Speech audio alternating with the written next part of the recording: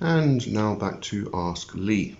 Alright, if you have any questions, please leave them in the comments to the video. If you're listening on the podcast, you can leave comments, or if you on anchor.fm, if you're listening from there, I believe you can send a voice note, which would be cool. Alright, but you can, if you're on the podcast, you can just leave a comment for me and ask a question, and I'll answer it in this slot. Alright, so question number one, which is actually in two parts. It's from Linda Green. If Lucifer is an egregore, why is he worked with in traditional demonolatry? Is he just that powerful? Or is the demonolatry approaching a different aspect of Lucifer? Okay, so I'll sort that one out first. Lucifer is many different beings, and depending on your worldview, it's going to differ from person to person. So first and foremost, within demonolatry, Lucifer is the elemental king of air. Alright, then from there, extending from that, is very largely based on your own personal views, your own personal worldview. If you believe that Lucifer is a fallen angel from heaven, then he's a fallen angel from heaven. The Lucifer I work with closely is feminine and has horns and a flame between the horns, and that ties in with my traditional witchcraft background. So you're going to get, Lucifer is just Lightbringer. It really is a title. If you look into the origins of Lucifer, you're going to find that it is basically just a light that comes from Venus. So, you know, there's a close connection between Lucifer and Venus. In fact, there's a close connection between Lucifer and Noctifer, and obviously Venus, and the transition that Venus makes through the sky, the morning star and the evening star, and such things. Lucifer is also found in various other traditions and pantheons. It is Lu from the Irish pantheon. It is Lugus from the Celtic. You're going to find a light bringer, or a bringer of light, in all of the traditions, in all of the pantheons. And this bringer of light in this case is gnosis, it's knowledge. So for me, Lucifer is the illuminator of the path. It is he or she is the bringer of knowledge and gnosis.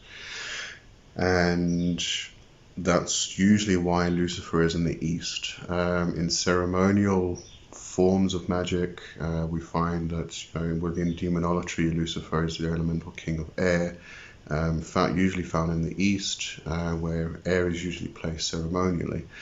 In more traditional circles, it would be the place of the rising sun, the beginning of the day, spring, the awakening of energy, in order to then move around the cycle.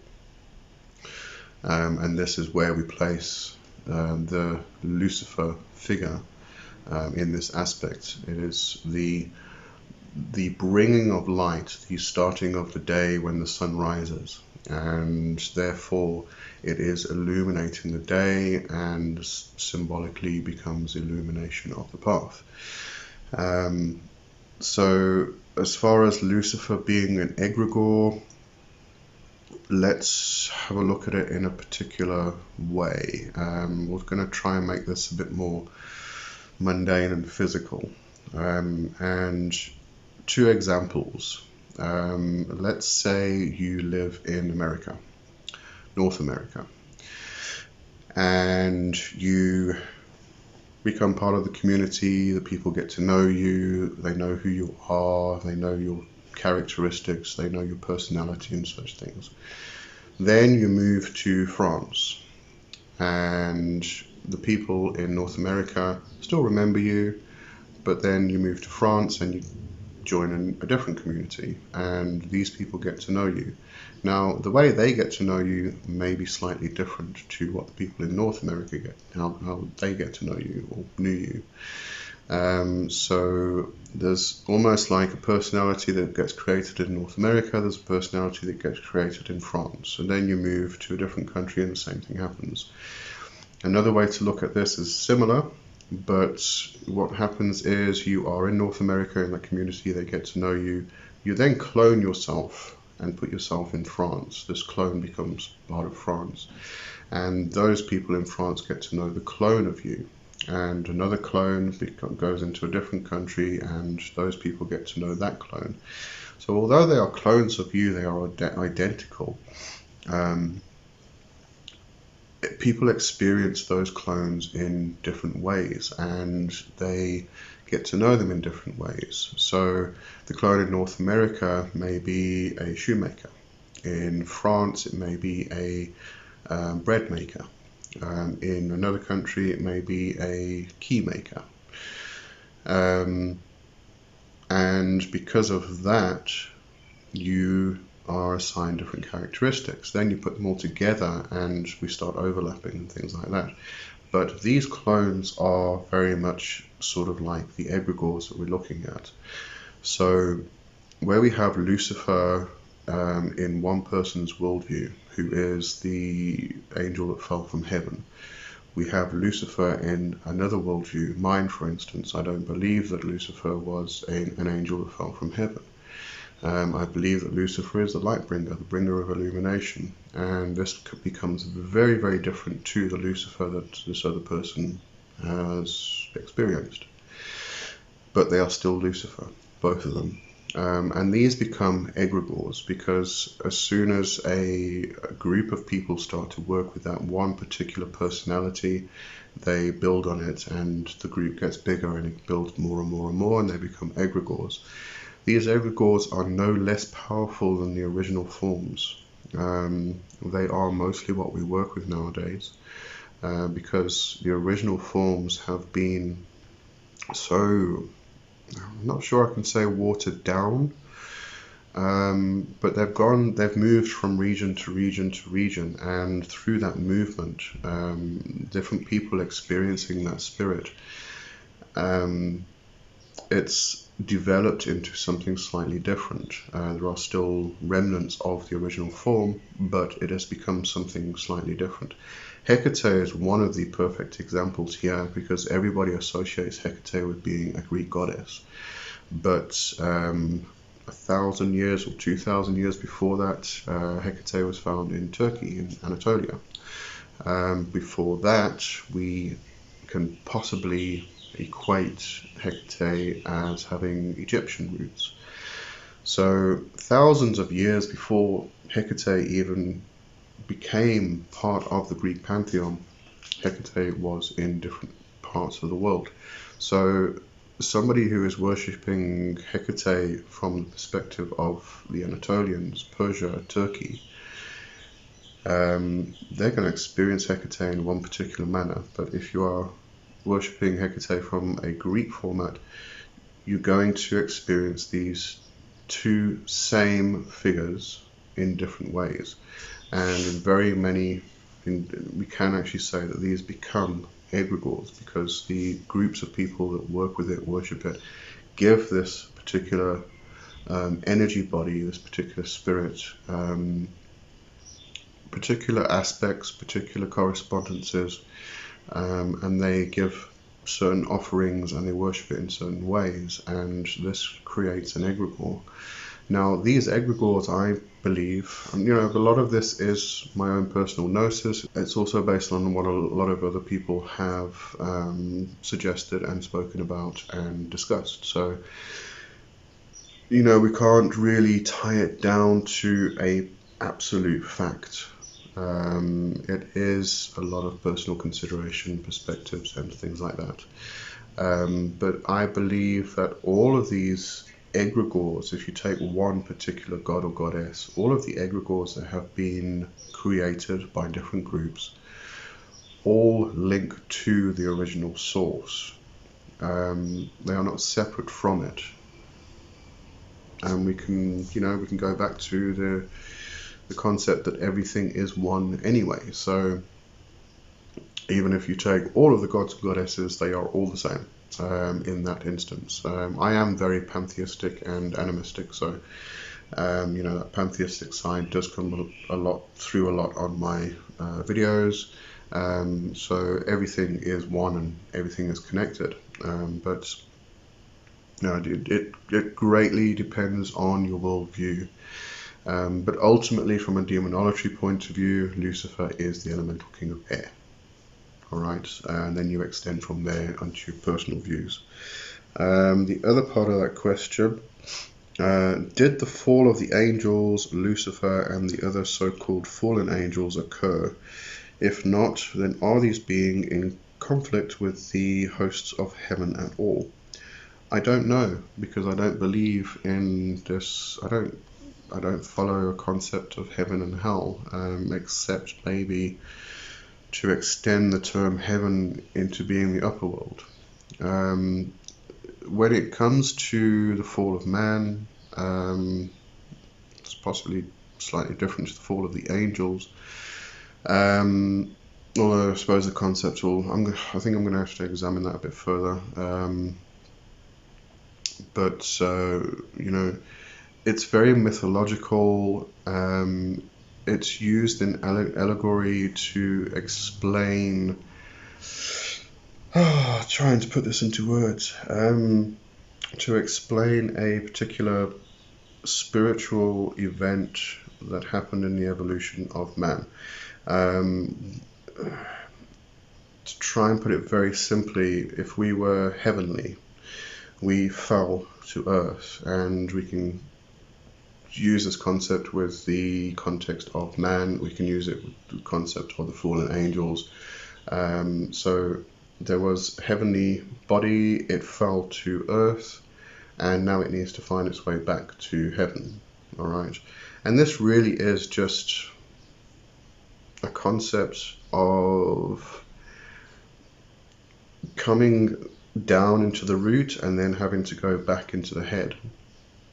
And that process continues. If you look at the Kabbalistic tree, the idea is that you go through a lightning bolt formation up the tree to Keter, and then once you're there, you come all the way back down again to Malkut, and you could do the journey again, and you keep doing the journey over and over again.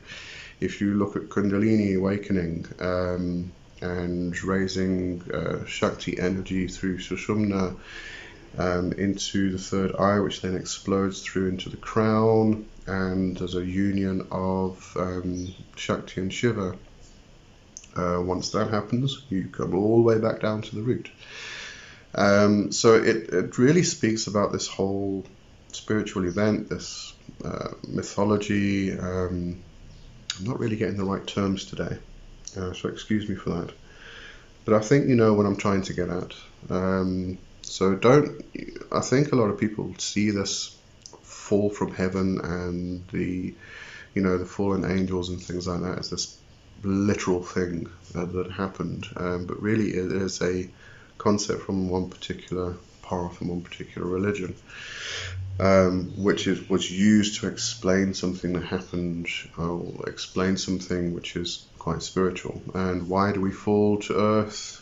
We have to do that in order to find our way back to the top, in order to find that union, to find that yoga, that marriage of the shadow self and the higher self, the marriage of, I'm reading Peter Pan at the moment, so it would be the Drake and the Crown. It would be that marriage of Shakti and Shiva. So you've got to fall in order to find out how to get that union again. If we didn't, there wouldn't be any purpose, would there? There wouldn't be any reason for any of it. So, that's it. Alright, hopefully I've answered that question successfully and succinctly. If I haven't, just give me a shout. Alright, so the next question, I should have put my other glasses on, I can't hardly read with these.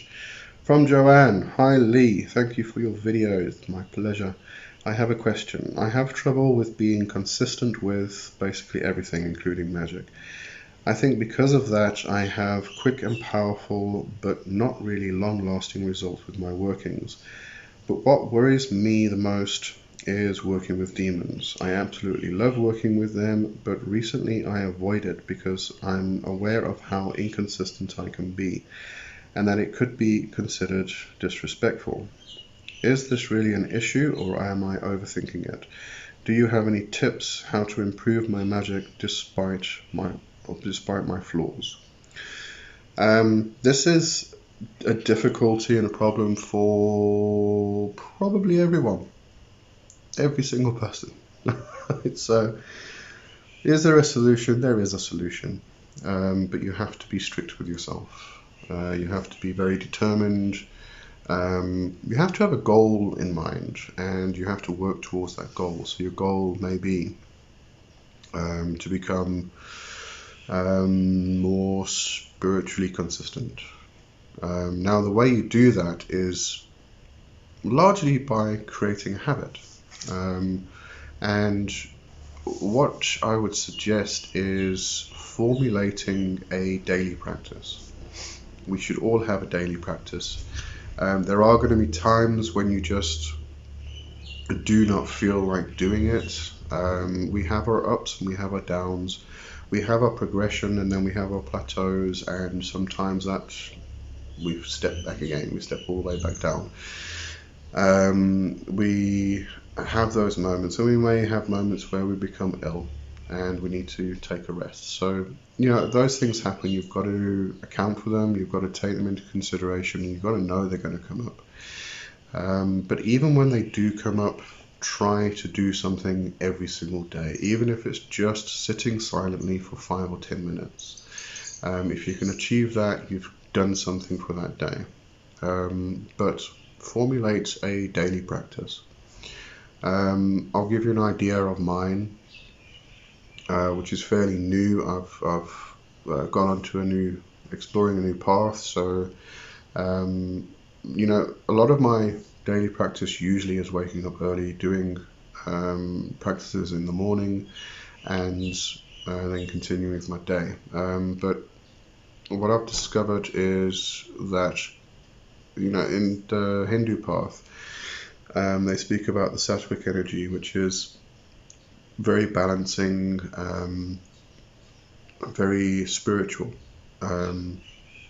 And this energy is excellent to work with in the mornings for meditation, for mantra yoga, for all of these spiritual things that we want to do. So I get up at 4 o'clock in the morning because that sattvic energy is active between 4 and 6 a.m. It's, some sources will say between 4 and 6. Other sources will say it's an hour and a half before sunrise, and fitting in with my time frame, that is around about 4 to 6 in the morning. When I get into summer, the sunrise is going to be around about between 5 and 5:30. So there's a slight variation, and depending on where you are in the world, that could change. So I just like to stick to between 4 and 6 a.m. All right. Now I wake up at 4. I get up. I brush my teeth, I take a shower, and the reason for the shower is that water is a great conductor of energy, and when you take in that shower, that sattvic energy gets infused into the water, and you wash yourself with that sattvic energy, and you can then, it's a cleansing shower really. Then I will do some yoga. I'll do the sun salutation. And then I will get onto a satsang, which is kind of like a spiritual gathering of like-minded people who we in the morning, the one in the morning anyway, is reading from a book, and some prayers and some mantras and things like that.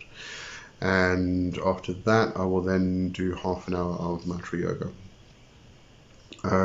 So that's my every morning ritual. That's my every morning practice. You obviously don't have to do the same thing, but experiment. Find what works for you. I mean, there were other things I was starting to try and include, like an oil massage in the mornings with sesame oil which is very, very good for the joints and things like that. But once I've done that, got into the shower, washed it all off, and made the shower all slippery and almost death-defying, then it was a rush to do the next thing in order to get to the satsang, because that's a fixed time. So, I actually stopped doing it. I'll probably include it like maybe once a week or once every 2 weeks or something like that. So it is a very good practice. It has a lot of benefits. But starting to get off track here. So my point is, create a daily ritual, a daily practice, and stick to it. And obviously, during those times when you are having difficulty, you just do not feel like it. It's just one of those plateau periods or the reverse periods. You don't seem to be progressing. Those periods come up. You may go through a period of dark night of the soul. You've got to accept these things. You've got to allow them to happen. And they are times just to sit back and reflect. Just take that time to relax and allow yourself to basically assimilate all of the things that have happened, all of the knowledge you've gained. You can't just keep going up and up and up and up and up and up and up and not take a time to actually reflect. But during those times, at least try and do something, even if, as I said, if it's just sitting silently for 5 or 10 minutes. You've done something for that day. And once you've created that habit, it just tends to keep on going. So you kind of get the ball rolling, and then you aether away. When it comes to working with the demons and not being consistent, I think they do understand. I found that they, you have these periods where you're just working intensely with them, and then you stop. It's not like they sit there waiting for you or anything like that. They don't kind of knock you on the head when you come back and say, okay, let's carry on now. And they go, oh, you didn't talk to me for 6 months. That's what people do, really. And if you find a proper community, that's not going to happen either. If you do need that time away, you need that time to be by yourself, be silent, to reflect and assimilate everything that's happened. If you have a proper community, you can step away and then you can come back, and they're not going to go, well, you didn't talk to us for 6 months. Go away, we don't want to talk to you anymore. They're going to accept you back and go, how did it go? And if it's a proper community, you can go to them, you can say, I'm having this experience, I don't know what it means. Somebody in the community may have had the same experience and may be able to help you through it. And then they probably will suggest to you, go off, be by yourself, be silent, don't speak to us. We don't want to hear from you for 3 weeks, whatever. And then when you've done that, you can come back and you are welcome back. And that's proper community. And I find that with the spirits, whether they're demons or whatever they are higher intelligences, they are divine intelligences, and they're not stupid like we are, like humans. And there are times when a spirit will knock you on the head because you were disrespectful or you didn't do something right, or they are teachers can be like that. But generally, if you are practicing and then you have that period where you just can't anymore, you're not feeling the energy, you're not feeling the movement, it's just not working for you, and you need to step back for a little bit, they're not going to be angry with you or anything like that. So yeah, just create a daily practice, and start creating a habit, getting into a rhythm, and that should help. Alright, so that's it for this week, and I will see you next week. Have a good one. As I said, if you have any questions for the Ask Lee slot, leave them in the comments. If you're listening on the podcast, you can send me a voice note or leave a comment wherever you're listening from. I should get it. And have a great weekend. I'll see you next week. Have a good one. Cheers.